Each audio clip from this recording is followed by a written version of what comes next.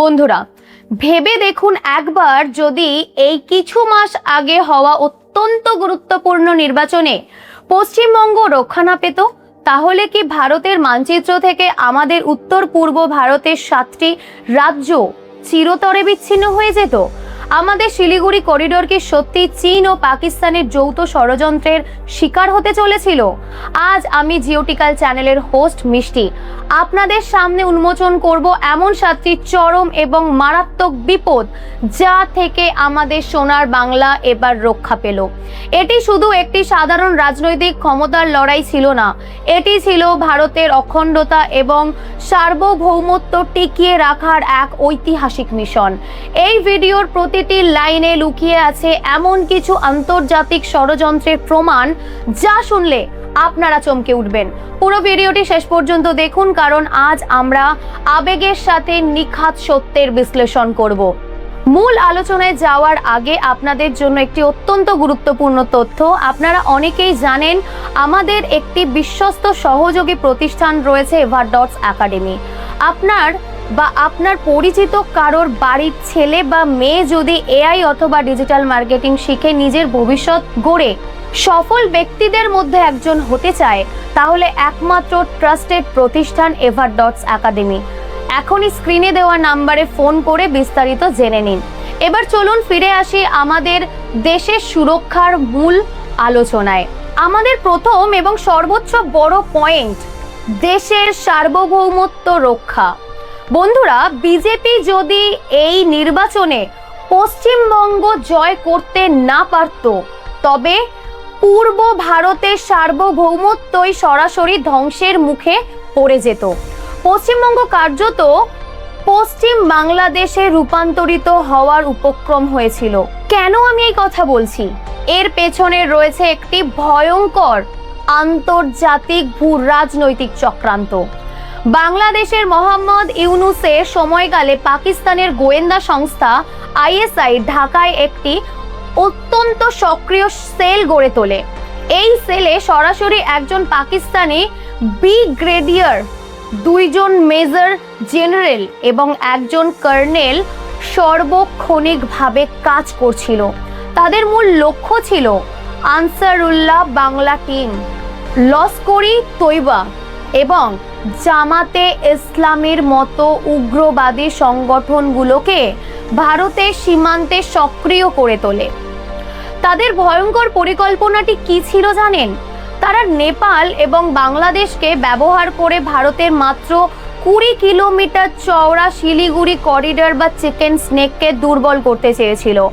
এই উদ্দেশ্য করাচি থেকে সরাসরি চট্টগ্রামের বন্দরে অস্ত্র আনা শুরু হয় এবং তুরস্কের উদ্যোগে চট্টগ্রামে একটি ড্রোন তৈরি কারখানাও স্থাপন করা হয়।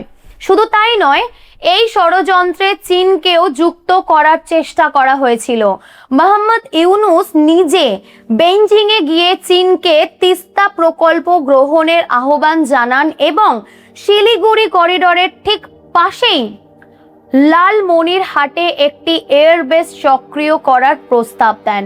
ইউনুস স্পষ্টভাবে চীনকে উস্কানি দিয়ে বলেছিলেন যে ভারতের উত্তর পূর্বাঞ্চল তথা 7 সিস্টার্স সম্পূর্ণ ল্যান্ডলকড এবং বাংলাদেশেই সেখানে ঢোকার একমাত্র দরজা। অর্থাৎ চীন যাতে খুব সহজেই ভারতের এই চিকেন স্নেক কেটে আমাদের উত্তর পূর্বাঞ্চলকে মূল ভারত থেকে বিচ্ছিন্ন করে দিতে পারে, তারই বন্দোবস্ত করা হচ্ছিল। আমাদের দেশে সেনাবাহিনী কিভাবে মাত্র 20 কিলোমিটারের একটি সরু করিডোর সুরক্ষিত রাখবে, যদি তার চারপাশের পুরো সীমানায় শত্রুতে ছেয়ে থাকে? কিন্তু ভারতের জাতীয় নিরাপত্তা সংস্থাগুলো এবং সেনাবাহিনী একে একটি ডু অর ডাই মিশন হিসেবে গ্রহণ করেছিল। তারা শিলিগুড়ি করিডোরের কাছে নতুন মিলিটারি বেস এবং আন্ডারগ্রাউন্ড রেল লাইন তৈরি করেছে। আর বাংলায় এই রাজনৈতিক পরিবর্তনের ফলে সীমান্ত সুরক্ষিত হয়েছে এবং পূর্ব ভারত এক মহা সর্বনাশ থেকে বেঁচে গিয়েছে। আমাদের দ্বিতীয় পয়েন্টটি আরো বেশি শিউরে ওঠার মতো। বাংলা দ্বিতীয় কাশ্মীর হওয়া থেকে বাঁচল। ইতিহাস সাক্ষী রয়েছে, পৃথিবীর যে অঞ্চলেই হিন্দুরা সংখ্যালঘুতে পরিণত হয়েছে, সেখানেই তাদের ওপর নেমে এসেছে চরম নির্যাতন এবং শেষ পর্যন্ত কাশ্মীরি পণ্ডিতদের মতো এক রাতের মধ্যে নিজেদের ঘরবাড়ি ছেড়ে পালিয়ে যেতে হয়েছে। আসুন আমরা কোনো মন গড়া কথা না বলে সরাসরি সরকারি সেন্সাস বা আদমশুমারির পরিসংখ্যান দিয়ে বিষয়টি বুঝি। 1951 সালের সেন্সাস পশ্চিমবঙ্গে হিন্দু জনসংখ্যা ছিল প্রায় 79%। 1961 সালের সেন্সাস হিন্দু জনসংখ্যা 1% কমে গিয়ে দাঁড়ায় 78%-এ। 1971 সালে আরও কমে হয় 77%। 1981 সালে হয় 76%। 1991 সালে এক ধাক্কায় অনেকটা কমে হয় 73%। 2001 সালে হয় 72%। 2011 সালে মাত্র 70.5%।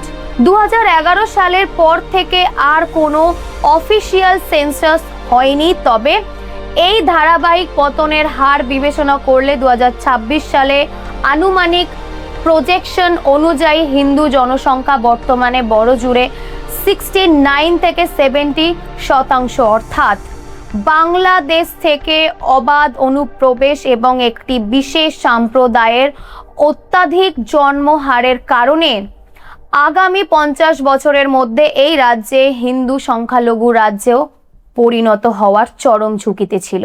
হিন্দুরা সংখ্যালঘু হলে কি পরিণতি হয় তা আমরা মুর্শিদাবাদে দেখেছি, যেখানে হিন্দুদের নদী পার হয়ে উদ্বাস্তু হতে হয়েছে। আমরা সন্দেশখালীতে দেখেছি কিভাবে শেখ শাহজাহানের মতো নরপিশাচরা হিন্দু মেয়েদের পার্টি অফিসে তুলে নিয়ে গিয়ে রাতের পর রাত নির্যাতন করত। চন্দন নস্করের মতো যুবকদের মেরে ঝুলিয়ে দেওয়া হয়েছে। এই জনবিন্যাস পরিবর্তন রুখতে এবং অনুপ্রবেশকারীদের চিহ্নিত করতে দরকার ছিল সিএএ এবং এনআরসি। বিজেপির এই ঐতিহাসিক বিজয়ের ফলে সীমান্তে কাঁটাতারের কড়া বেষ্টনী তৈরি হবে এবং এনআরসির মাধ্যমে অবৈধ অনুপ্রবেশকারীদের খুঁজে বের করে বাংলার বুকে দ্বিতীয় কাশ্মীর হওয়া চিরতরে বন্ধ হচ্ছে। এবার আলোচনা করব চ্যাপ্টার 3, অর্থাৎ বাংলার আর্থিক বিকাশ। আমাদের প্রধানমন্ত্রী নরেন্দ্র মোদী বারবার একটি ঐতিহাসিক সত্য স্মরণ করিয়ে দিয়েছেন। প্রাচীনকালে যখন ভারত সমৃদ্ধ ছিল তখন ভারতের 3টি মহাশক্তিশালী স্তম্ভ ছিল, অঙ্গ, বঙ্গ এবং কলিঙ্গ, যা আজকের বিহার, পশ্চিমবঙ্গ এবং উড়িষ্যা। পশ্চিমবঙ্গের মতো ভৌগোলিক সুবিধা ভারতের আর কোনো রাজ্যেই নেই। এখানের একদিকে মাথা উঁচু করে দাঁড়িয়ে আছে হিমালয়ের পর্বতমালা, অন্যদিকে রয়েছে সুবিশাল বঙ্গোপসাগর, আর মাঝে রয়েছে উর্বর পলি মাটির সমতল ভূমি। আর সবচেয়ে বড় সম্পদ হলো এখানকার মানুষের তুখর বুদ্ধি ও মেধা। একসময় ভারতের মোট জিডিপি বা অর্থনীতির 20% বেশি আসতো এই পশ্চিমবঙ্গ থেকে, কিন্তু দুঃখের বিষয় দীর্ঘ 34 বছরের বামপন্থীদের অপশাসন এবং গত 15 বছরের তৃণমূল সরকারের জামানায় বাংলার সেই গৌরব ধুলোয় মিশে গিয়েছে।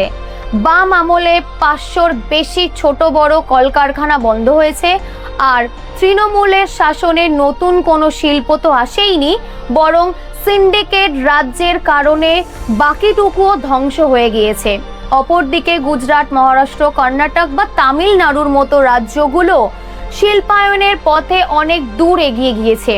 বিজেপির এই জয়ের ফলে অঙ্গ, বঙ্গ, কলিঙ্গ 3টি রাজ্যই সমান্তরালভাবে শিল্প পরিকাঠামো গড়ে উঠবে, যা কেবল বাংলার যুবকদের কর্মসংস্থানই দেবে না, বরং ভারতের সামগ্রিক জিডিপি বৃদ্ধিতে এক যুগান্তকারী ভূমিকা পালন করবে।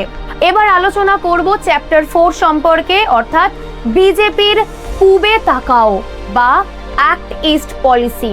ডক্টর শ্যামাপ্রসাদ মুখার্জি যেদিন এই দলটির ভিত্তিপ্রস্তর স্থাপন করেছিলেন, সেদিন থেকেই দলের স্বপ্ন ছিল সমগ্র ভারতে এক উন্নত ও বিকশিত শাসন প্রতিষ্ঠা করা।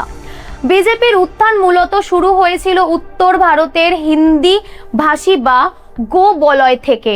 কিন্তু গত 15 বছরে উত্তরপ্রদেশ, রাজস্থান বা গুজরাটের মতো রাজ্যগুলোতে বিজেপি নিজের সর্বোচ্চ শক্তি অর্জন করে ফেলেছে। সেখানে নতুন করে ভোট বাড়ানোর জায়গা অত্যন্ত সীমিত। অন্যদিকে দক্ষিণ ভারতেও তীব্র লড়াইয়ের পর বড় কোনো অভাবনীয় সাফল্য এখনো আসেনি। এই পরিস্থিতিতে আসামে হেমন্ত বিশ্ব শর্মার রাজনৈতিক সাফল্য বিজেপিকে পূর্ব ভারতের দিকে তাকাতে উদ্বুদ্ধ করে।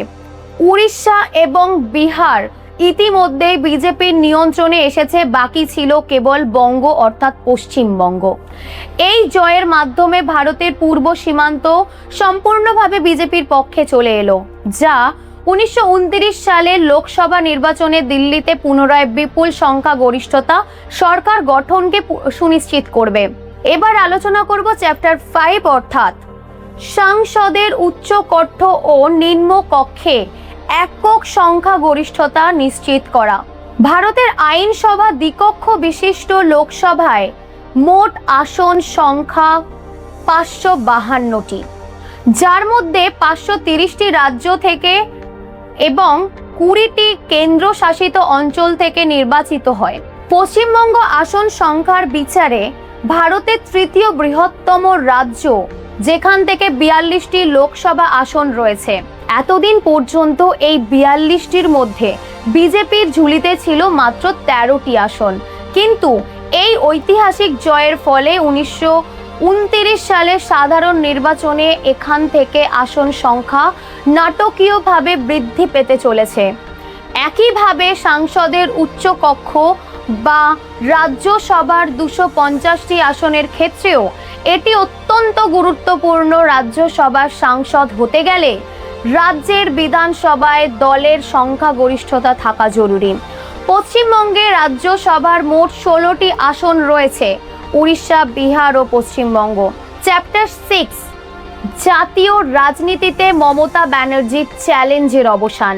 কিছু রাজনৈতিক বিশ্লেষক মনে করেছিলেন মমতা ব্যানার্জি জাতীয় স্তরে নরেন্দ্র মোদীর একমাত্র বিকল্প হয়ে ওঠার চেষ্টা করছিলেন।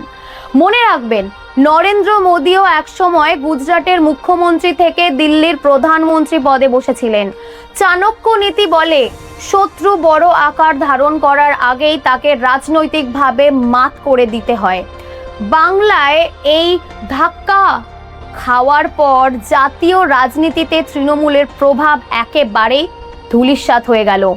এবং চ্যাপ্টার 7 এটি একটি পরম নৈতিক জয় ডক্টর শ্যামা প্রসাদ মুখার্জি 1947 সালে নিজের রক্ত দিয়ে পশ্চিমবঙ্গ রাজ্যটি তৈরি করেছিলেন হিন্দু বাঙালিদের নিরাপদ আশ্রয় হিসেবে। এছাড়া স্বামী বিবেকানন্দ ও বঙ্কিমচন্দ্র চট্টোপাধ্যায়ের মতো মনীষীদের এই পবিত্র জন্মভূমিতে এই জয় বিজেপির সমর্থকদের জন্য এক বিরাট নৈতিক ও মানসিক জয় এনে দিয়েছে। বন্ধুরা, তাই এই নির্বাচন কেবল ক্ষমতার পরিবর্তন ছিল না, এটি ছিল আমাদের সীমানা রক্ষা করার, আমাদের মা বোনেদের রক্ষা করার এবং পূর্ব ভারতকে বাঁচানোর এক মহান লড়াই। আজকের এই গভীর বিশ্লেষণটি যদি আপনাদের চোখ খুলে দিয়ে থাকে, তবে ভিডিওটিতে অবশ্যই একটি লাইক দিন এবং কমেন্ট করে জানান আপনি ভারতের সার্বভৌমত্ব রক্ষায় ভারতীয় সেনাবাহিনীর এই পদক্ষেপকে কতটা সমর্থন করেন। আপনাদের কমেন্ট আমি নিজে পড়ি এবং প্রত্যেকের কমেন্টের রিপ্লাই করার চেষ্টাও করি। আপনার বন্ধুদের সাথে ভিডিওটি প্রচুর শেয়ার করুন, যাতে এই ধরনের গুরুত্বপূর্ণ ভূ রাজনৈতিক বিশ্লেষণ মিস না করতে হয়। এবং এখনই আমাদের চ্যানেলটিকে সাবস্ক্রাইব করুন এবং যদি ফেসবুক থেকে ভিডিওটি দেখে থাকেন তাহলে পেজটিকে ফলো করতে ভুলবেন না। দেখা হচ্ছে পরের ভিডিওতে, ততক্ষণ পর্যন্ত সুস্থ থাকুন, ভালো থাকুন। জয় হিন্দ।